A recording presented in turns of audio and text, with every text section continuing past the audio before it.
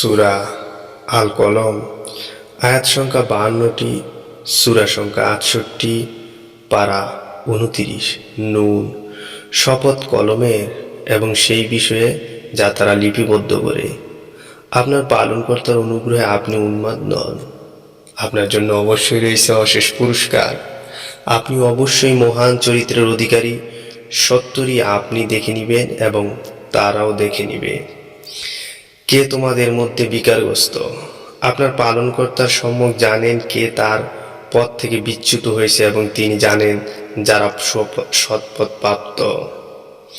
অতএব আপনি মিথ্যা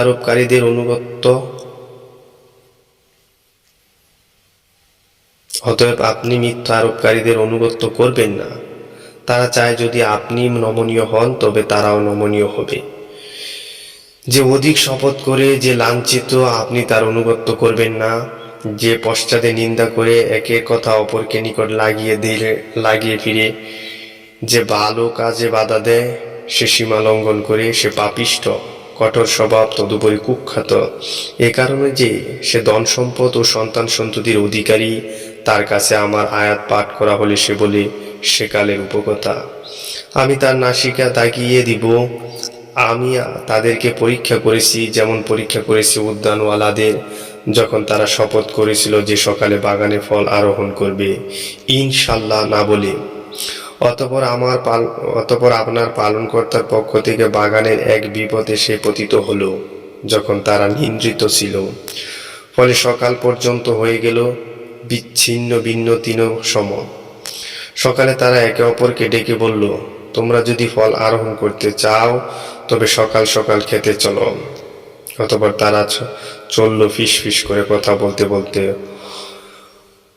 অদ্য যে কোনো মিসকিন ব্যক্তি তোমাদের কাছে বাগানে প্রবেশ করতে না পারে।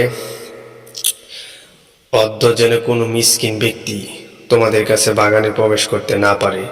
তারা সকালে লাফিয়ে লাফিয়ে সজোরে রওনা হলো। অতঃপর যখন তারা বাগান দেখলো তখন বলল, আমরা তো পথ ভুলে গেছি, বরং আমরা তো কপাল পোড়া। তাদের উত্তম ব্যক্তি বলল, আমি কি তোমাদেরকে বলিনি এখনো তোমরা আল্লাহ তাআলার পবিত্রতা বর্ণনা করছো না কেন? তারা বলল, আমরা আমাদের পালনকর্তার পবিত্রতা ঘোষণা করছি, নিশ্চয়ই আমরা সীমা লঙ্ঘনকারী ছিলাম। অতঃপর তারা একে অপরকে ভর্ৎসনা করতে লাগলো। তারা বলল, হায় দুর্ভোগ আমাদের, আমরা ছিলাম সীমা অতিক্রমকারী। তারা বলল, হায় দুর্ভোগ আমাদের, আমরা ছিলাম সীমা অতিক্রমকারী। সম্ভবত আমাদের পালনকর্তা পরিবর্তে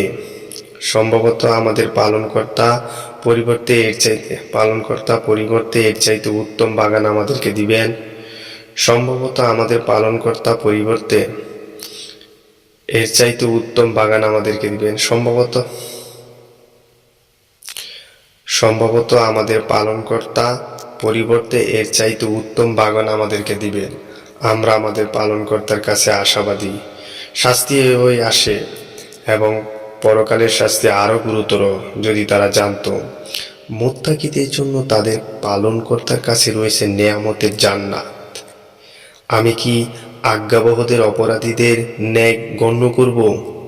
তোমাদের কি হলো? তোমরা কেন সিদ্ধান্ত দিচ্ছ? তোমাদের কি কোনো কিতাব আছে যা তোমরা পাঠ করো, তাতে তোমরা যা পছন্দ করো তাই পাও? না, তোমরা আমার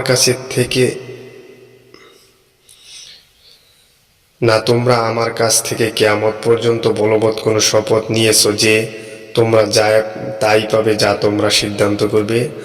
আপনি তাদেরকে জিজ্ঞাসা করুন, তাদেরকে এ বিষয়ে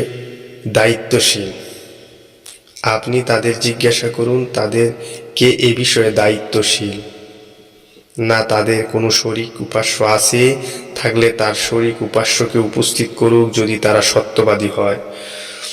গোসা পর্যন্ত পা খোলার দিনের কথা স্মরণ করো। সেদিন তাদেরকে সেজদা করতে আহ্বান করা হবে, অতঃপর তারা সক্ষম হবে না। তাদের দৃষ্টি অবনত থাকবে, তারা লাঞ্ছনাগ্রস্ত হবে। অথচ যখন তারা সুস্থ স্বাভাবিক অবস্থায় ছিল তখন তাদেরকে সেজদা করতে আহ্বান জানানো হতো। অতএব যারা এই কালেমাকে মিথ্যা বলে তাদেরকে